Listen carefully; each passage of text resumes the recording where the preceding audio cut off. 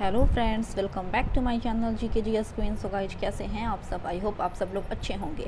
तो फ्रेंड्स, आज फिर से मैं आप लोगों के लिए मार्क्समैन का टेस्ट 378 लेकर आई हूं। तो चलिए आज का वीडियो स्टार्ट करते हैं। वीडियो स्टार्ट करने से पहले अगर आप मेरे चैनल पर नए हैं तो प्लीज़ मेरे चैनल को जाकर विजिट कीजिए। वहाँ पर मैं continuously specially Bihar SI candidate के लिए मार्क्समैन का टेस्ट सीरीज करवा रही हूँ। इसके अलावा आपको मेरे चैनल पर Bihar special and Bihar SI के previous year question already uploaded मिलेंगे। अगर आप 2021 का घटना चक्र पूर्वावलोकन पढ़ना चाहते हैं तो वो भी आपको मेरे चैनल पर मिल जाएगा। वहाँ पर आप जाइए, मेरे वीडियो को देखिए और अगर आपको मेरा वीडियो पसंद आता है तो सब्सक्राइब करना ना भूलें तथा मेरे वीडियोज़ को ज़्यादा से ज़्यादा फैमिली एंड फ्रेंड्स के साथ शेयर भी करें। So let's start it. आप वीडियो को पॉज करते हुए आंसर दीजिएगा। तो क्वेश्चन नंबर फर्स्ट आप देख सकते हैं कि परितृप्ति एवं प्यास के केंद्र मानव मस्तिष्क के निम्नलिखित में से किस भाग में अवस्थित हैं? तो ऑप्शन बी इज करेक्ट, यानी हाइपोथैलेमस में।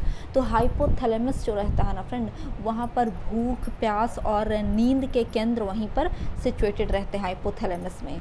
नेक्स्ट सेकंड है कि एस्ट्रोजन किसके द्वारा उत्पादित होता है? तो यह पुटिका के द्वारा उत्पादित होता है और एस्ट्रोजन फीमेल हार्मोन्स है। कई एक बार एग्जाम में पूछे हैं कि फीमेल हार्मोन का नाम क्या है, तो एस्ट्रोजन, और मेल हार्मोन का नाम है टेस्टोस्टेरोन।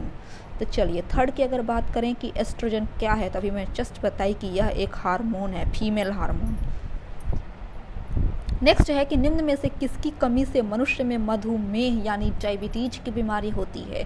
तो इंसुलिन की कमी से। नेक्स्ट, इंसुलिन का उत्पादन किया जाता है, option A is correct, islets of Langerhans द्वारा। तो चलिए सिक्स्थ की बात करते हैं हम लोग कि मानव हार्मोन इंसुलिन उत्पन्न होता है, ऑप्शन बी अग्नाशय यानी पैनक्रियाज में। नेक्स्ट है कि इंसुलिन एक प्रकार का हार्मोन है। नेक्स्ट, निम्नलिखित में से कौन सा पादप हार्मोन यानी प्लांट हार्मोन नहीं है? तो ऑप्शन सी इंसुलिन एक मनुष्य का यानी मानव हार्मोन है, जबकि साइटोकाइनिन, इथिलीन और जिब्रेलिन ये सब प्लांट हार्मोन है। नेक्स्ट, इंसुलिन प्राप्त होता है, option B is correct, dahlia के जड़ों से। नेक्स्ट, शरीर के अतिरिक्त ग्लूकोज ग्लाइकोजन में परिवर्तित होकर भंडारित रहता है यकृत यानी लीवर में। नेक्स्ट क्वेश्चन है कि निम्नलिखित में से मनुष्य के शरीर में कौन सी ग्रंथि वाहिनीहीन है? तो ऑप्शन नंबर सी यानी अंतःस्रावी ग्रंथि जो है वो वाहिनीहीन ग्रंथि होती है। नेक्स्ट है कि मानव शरीर में निम्नलिखित हार्मोनों में से कौन सा रक्त कैल्शियम और फॉस्फेट का विनियमित करता है? तो it's correct answer is option number C यानी परावट्टु हार्मोन, जिसे पैराथायराइड हार्मोन भी कहते हैं। नेक्स्ट अगर 13 की बात करें कि मानव शरीर की सबसे बड़ी ग्रंथि कौन सी होती है? तो यकृत यानी लीवर। नेक्स्ट, मानव शरीर में सबसे छोटी अंतःस्रावी ग्रंथि कौन है? तो ऑप्शन डी पिट्यूटरी ग्लैंड सबसे छोटी होती है। नेक्स्ट है कि निम्न अंगों में से पित्त का संचय किस में होता है? तो ऑप्शन डी पित्ताशय। पित्त का संचय जो होता है ना वो गॉल ब्लैडर यानी पित्ताशय में होता है और पित्त का निर्माण लीवर में होता है। तो चलिए 16th है कि शरीर के किस भाग में पित्त का निर्माण होता है? तो अभी मैं जस्ट बताई फ्रेंड, यकृत यानी। क्वेश्चन नंबर 17 है कि हरे फलों को कृत्रिम ढंग से पकाने हेतु प्रयुक्त गैस है। तो इसका जो करेक्ट आंसर होगा वो ऑप्शन नंबर ए हो जाएगा, यानी एसिटिलीन गैस, जिसका केमिकल फार्मूला होता है C2H2। ठीक है ना फ्रेंड? अगर आपसे एग्जाम में ये पूछे कि हरे फलों को आर्टिफिशियल तरह से यानी कृत्रिम ढंग से पकाने के लिए किस गैस का यूज होता है? तो एसिटिलीन। वहीं अगर आपसे ये पूछ देगा कि हरे फलों को प्राकृतिक रूप से यानी नेचुरल तरीके से पकाने के लिए किस गैस का यूज होता है, तब वहाँ पर एसिटिलीन ना होकर इथिलीन गैस हो जाएगा। तो आप कंफ्यूज मत कीजिएगा।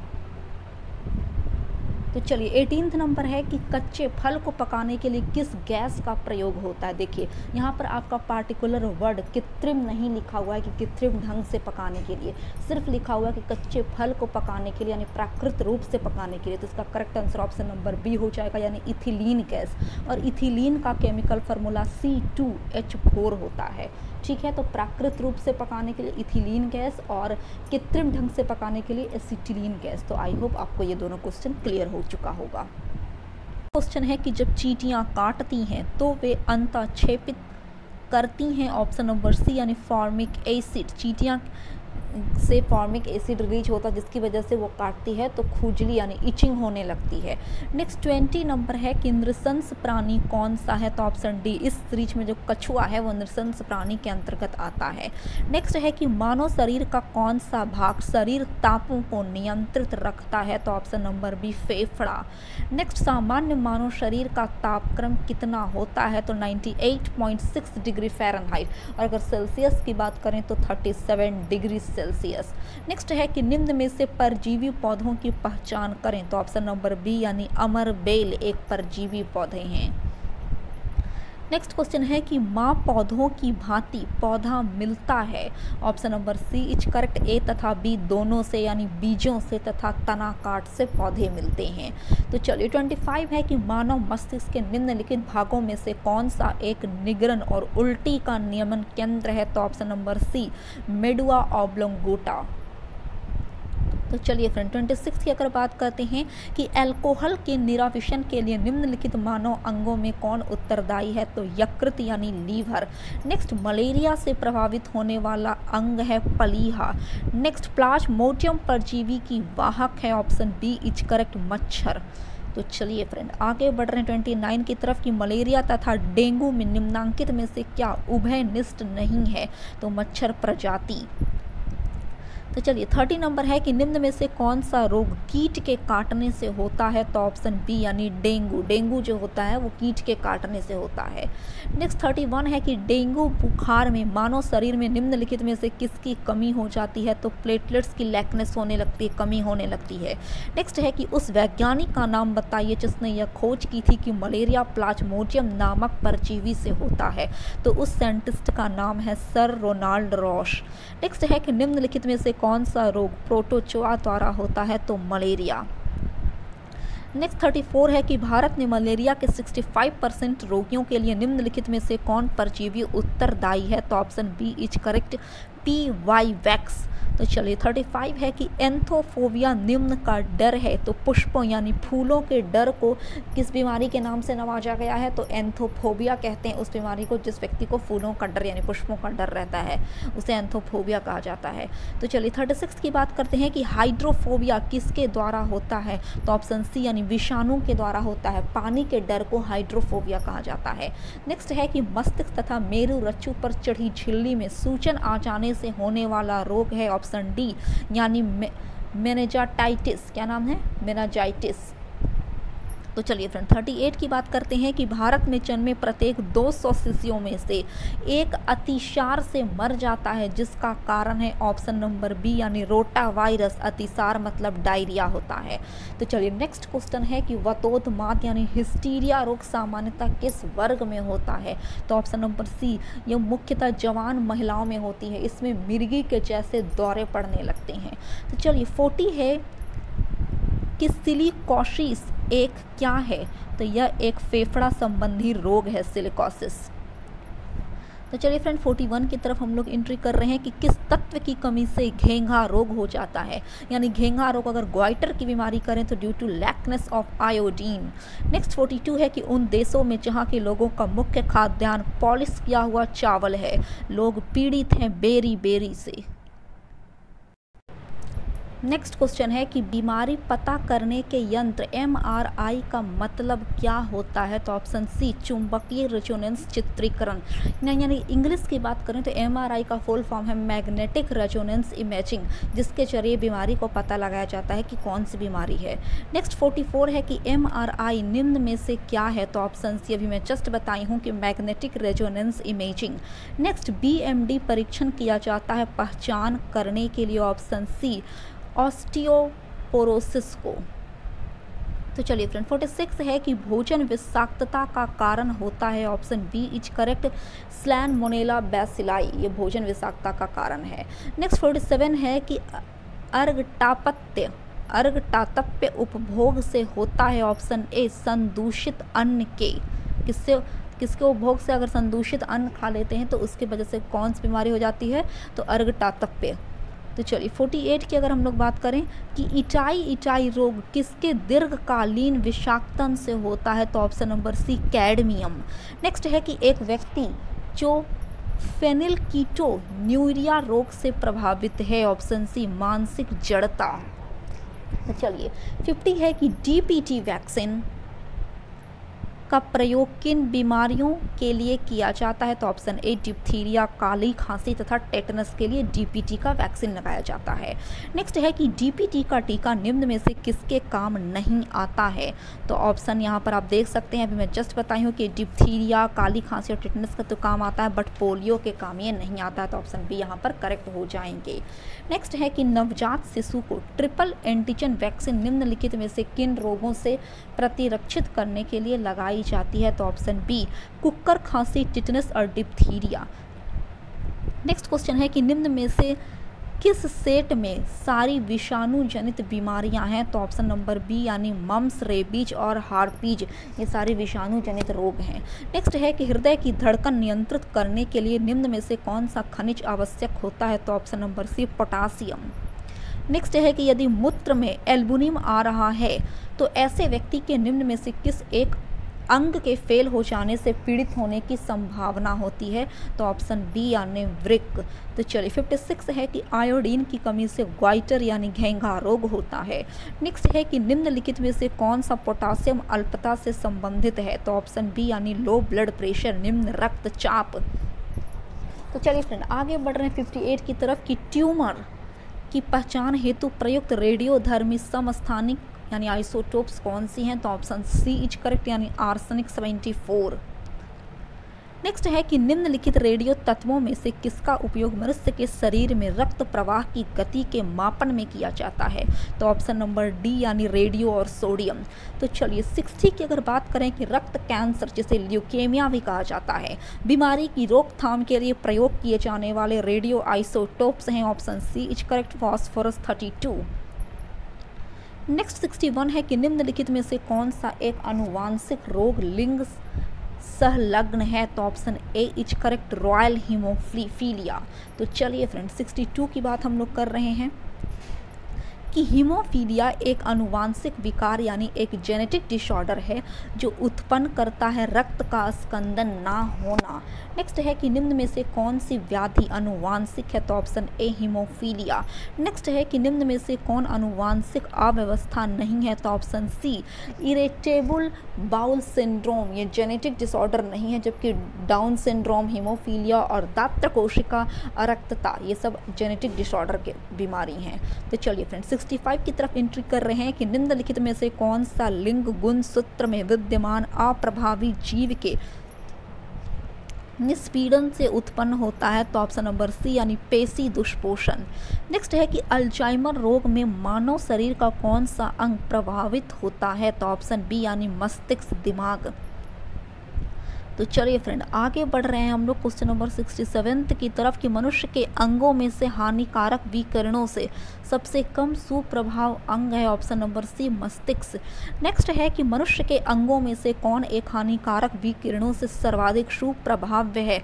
तो यहाँ पर इसका जो करेक्ट आंसर हो जाएगा ना फ्रेंड वो ऑप्शन नंबर ए हो जाएगा यानी आँख। क्या हो जाएगा? ए यानी आँख। तो चलिए आगे बढ़ रहे हैं हम लोग। नेक्स्ट क्वेश्चन है कि पोलियो का वायरस शरीर में प्रवेश करता है दूषित भोजन तथा जल से। तो चलिए 70 की तरफ एंट्री कर रहे हैं कि पोलियो का कारण है। ऑप्शन बी इज करेक्ट विषाणु द्वारा। नेक्स्ट पोलियो के टीके की खोज किसने की थी? तो जोन्स साल्क नामक व्यक्ति ने। नेक्स्ट पोलियो का टीका सबसे पहले तैयार किया था विचस्ट हुआ जोन्स साल्क ने। नेक्स्ट साल्क टीका निम्नलिखित में से किस व्याधि से संबंधित है? तो इसका जो करेक्ट आंसर हो जाएगा फ्रेंड वो पोलियो हो जाएगा यानी 73 का correct answer option number D है। नेक्स्ट है कि एथलीट फुट बीमारी होती है। ऑप्शन बी फफूंद यानी कवक से। फफूंद और कवक दोनों एक ही चीज़ हैं। नेक्स्ट है कि ब्रेन की बीमारी को पहचाना जाता है ईईजी टेक्निक के द्वारा और ईईजी का फुल फॉर्म है इलेक्ट्रोइंसेफेलोग्राफी। तो चलिए फ्रेंड 76 की बात करें कि ईईजी में जिस अंग की कार्यप्रणाली प्रकट होती है वह है मस्तिष्क। नेक्स्ट है कि पैथोजन जो सामान्य जुकाम के लिए उत्तरदायी है वो क्या है? तो वो एक रीनो वायरस है। नेक्स्ट 78 की बात करें कि एनोस्मिया कहते हैं, ऑप्शन बी, यानी घ्राण संवेदना की कमी को एनोस्मिया कहा जाता है। नेक्स्ट है कि डाउन सिंड्रोम एक आनुवांशिक विकार है जो होता है गुणसूत्रों की संख्या में परिवर्तन के कारण। नेक्स्ट अगर 80 की बात करें कि यकृत रोग हेपेटाइटिस बी का कारक है, ऑप्शन ए, डीएनए वायरस। नेक्स्ट है कि निम्न द्वारा होने वाली बीमारियों के लिए सल्फा दवाइयाँ किसके लिए कारगर होती हैं, तो it's correct answer option number A, जीवाणु के लिए। नेक्स्ट है कि निम्नलिखित प्रति सूक्ष्मजीवी औषधियों में से कौन सी यक्ष्मा और कुष्ठ दोनों की चिकित्सा के लिए उपयुक्त है, तो ऑप्शन बी, यानी उस मतलब कि औषधि का नाम यहाँ पर दिया गया है एमिनोसैसिलिक एसिड, एमिनोसैसिलिक एसिड। तो चलिए फ्रेंड 83 है कि निम्न से कौन सा रोग जीवाणुओं से उत्पन्न होता है, तो ऑप्शन नंबर ए, यानी तपेदिक की बीमारी। नेक्स्ट 84 की तरफ एंट्री कर रहे हैं कि तपेदिक रोग का कारण है, एक, ऑप्शन ए इज करेक्ट, जीवाणु। नेक्स्ट टेटनस नामक रोग निम्न नाम से भी जाना जाता है, तो ऑप्शन नंबर सी, यानी टेटनस का दूसरा नाम है लॉकजा। नेक्स्ट 86 है कि निम्न में से कौन संक्रमित मच्छर के काटने से नहीं होता है, तो प्लेग।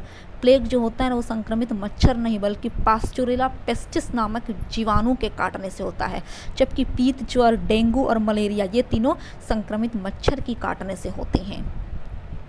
तो चलिए 87 है कि एलर्जी के कारण कौन सी बीमारी होती है, तो option D is correct, asthma.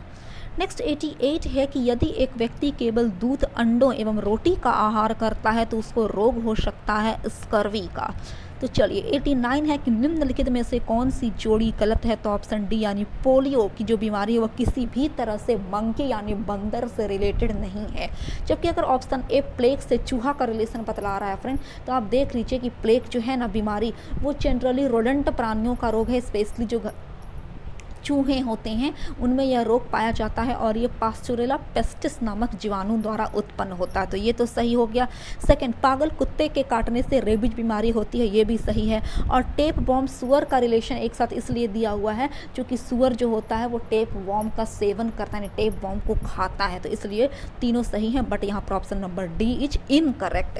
तो चलिए फ्रेंड 90 की तरफ बढ़ रहे हैं कि गोल कृमि यानी निमेटोड से होने वाला रोग है, option A is correct, filaria. Next है कि अबिंदुकता एक बीमारी है आँखों की, ठीक है ना। अगर एस्टिमेटिज्म की बात करें अबिंदुकता तो वो आँखों की एक रोग है। नेक्स्ट है कि निकट दृष्टि दोष को ठीक किया जा सकता है। निकट दृष्टि दोष इसे इंग्लिश में मायोपिया भी कहते हैं, तो उसे बाय यूजिंग कनकेव लेंस का यूज करके ठीक किया जा सकता है, तो वहाँ पर ऑप्शन नंबर बी करेक्ट हो जाएगा, अवतल लेंस प्रयुक्त करके यानी कनकेव लेंस का यूज करके।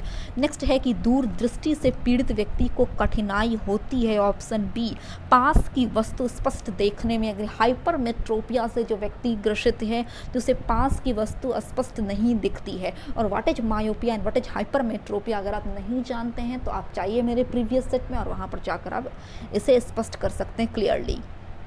तो चलिए 94 की अगर बात करें कि आँख के किस भाग में अंध बिंदु या पीत बिंदु पाई जाती है, तो option number D is correct, दृष्टि पटल यानी रेटिना में।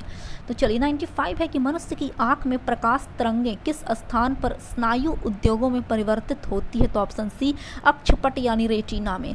नेक्स्ट है कि यदि आँख का लेंस अपारदर्शी हो जाए तो आँख का रोग कहा जाता है, ऑप्शन डी, मोतियाबिंद जिसे नाइट ब्लाइंडनेस भी कहते हैं।